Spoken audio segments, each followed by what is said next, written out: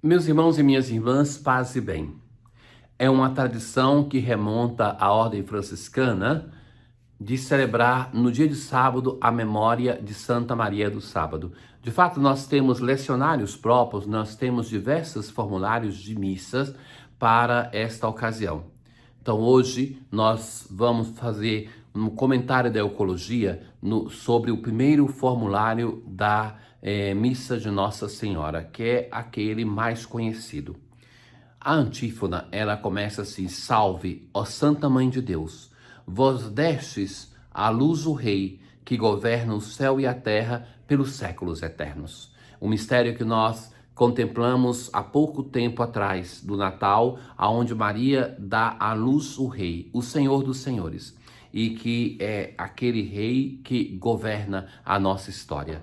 Então, a escolha desse formulário, ela se baseia em um tempo que nós acabamos de concluir, o tempo de Natal, mas também aquilo que nós estamos iniciando, porque quando nós falamos no tempo comum, sobretudo, por isso o formulário que usávamos no primeiro dia da missa, é uma abertura a esse tempo que tem a sua existência, a sua razão de ser no Deus de nosso Senhor Jesus Cristo. Na leitura de hoje, nós vamos ver o momento da escolha do primeiro rei de Israel, Saul. É muito interessante a história desse rei Saul, porque hoje na leitura que nós vamos ouvir é só elogios. E depois nós vamos ver como esse homem, em função do poder, o exercício do poder muitas vezes é deletério. Então, como ele vai se perdendo. Então, havia um homem de Benjamim, ou seja, da família de Benjamim, da menor família, da menor tribo. Esse homem se chama Cis. E ele então tem um filho chamado Saul. E a apresentação de Saul é interessante, de boa apresentação. Entre os filhos de Israel não havia outro melhor do que ele.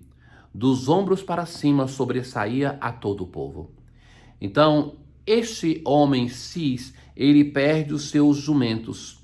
E então ele vai encarregar o filho Saul de ir buscar esses jumentos. E este homem, o Saul, chega então à casa de Samuel.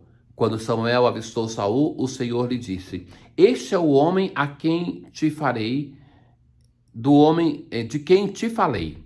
Ele reinará sobre o meu povo. Então, o critério de escolha de Deus é aquele coerente em toda a palavra de Deus. Nos evangelhos, sobretudo, nós vemos que Deus escolhe aquilo que é mais frágil neste mundo para mostrar que é por graça que ele escolhe. Não é mérito do escolhido, mas é força da graça de Deus.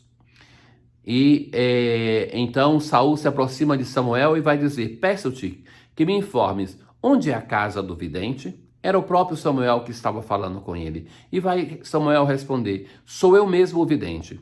Sobe na minha frente ao santuário da colina. Hoje comereis comigo, e amanhã de manhã te deixarei partir, depois de ter revelado tudo o que tens no coração.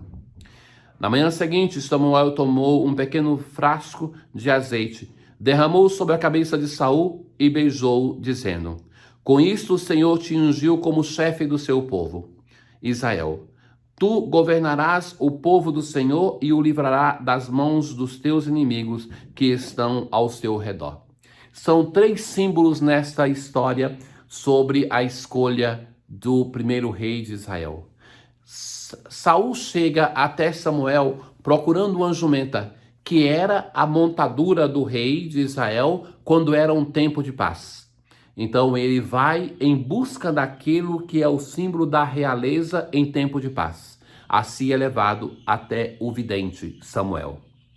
Samuel faz com que ele entre e unge o primeiro rei de Israel. É ungido pelo homem de Deus, o escolhido por ele para ser o rei de Israel. E depois, em um banquete que é uma coisa íntima, onde não tem comensais. O testemunho desse banquete é o homem de Deus e o próprio Deus que escolheram este primeiro rei de Israel a partir de um critério da sua fragilidade para mostrar a graça de Deus.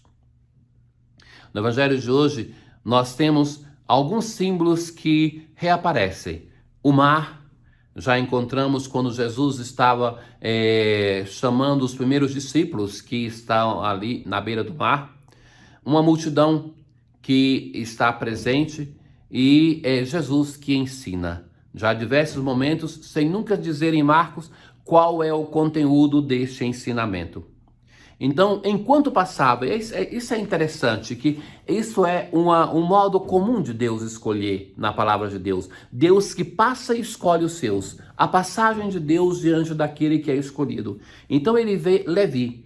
Levi, o que é a função deste homem? Levi era considerado um pecador público. Ele não podia estar no culto, ele não podia frequentar a casa de um hebreu. Então ele não podia ter amigos, mesmo que naturalmente os tivesse oficiosamente. Então Jesus vai olhá-lo, Jesus vai ver esse homem sentado ali no seu posto de pecado, digamos, cobrando impostos, e vai dizer: segue-me. Levi se levantou e o seguiu. Não faz perguntas. Ele ali devia então ter dinheiro, ter recursos. E então ele faz uma festa de despedida para os seus amigos. Lembra no Evangelho quando Jesus tem alguém que ele chama e que pede para ir se despedir dos seus pais e Jesus não permite?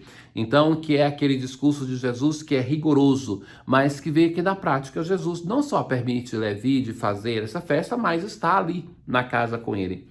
Então, enquanto está ali, os doutores da lei, que alguns eram fariseus, vão falar para os discípulos: por que ele come com os cobradores de impostos e pecadores? Como é que eles sabiam? Porque também eles estavam ali, mas não condenam Jesus por isso. E Jesus vai dizer: não são as pessoas sadias que precisam de médico, mas os doentes. Eu não vim para chamar os justos, mas sim os pecadores. Quem é Jesus? Jesus é um Deus que assim se define. Não vim chamar os justos, mas sim os pecadores.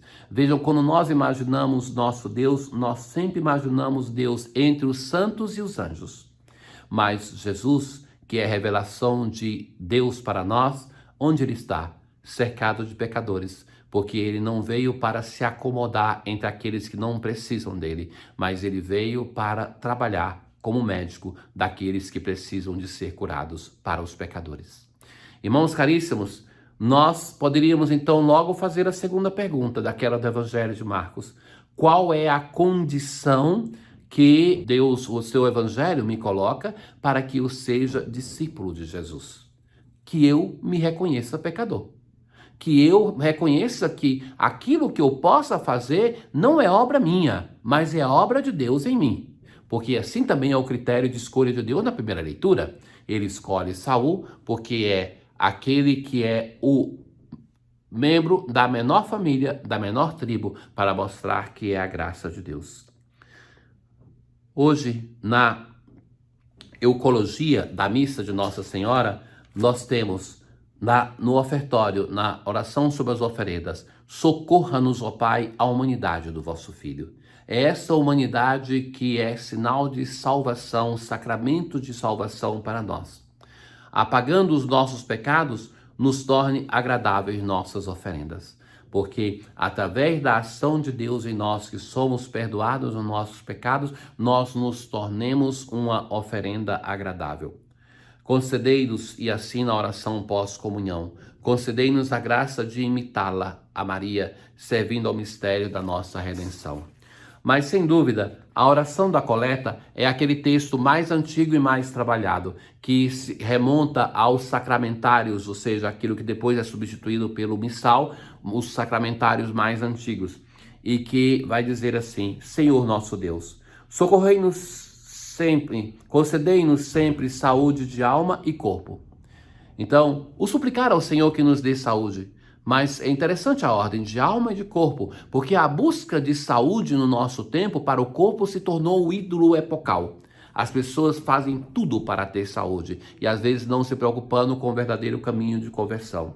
E fazei que pela intercessão da Virgem Maria, libertos das tristezas presentes, gozemos das alegrias eternas. Temos uma mãe que ela interceda por nós, para que nós possamos ser felizes com uma vida que agrade a Deus. O Senhor esteja convosco, Ele está no meio de nós. Abençoe-vos o Deus Todo-Poderoso, o Pai, o Filho e o Espírito Santo. Paz.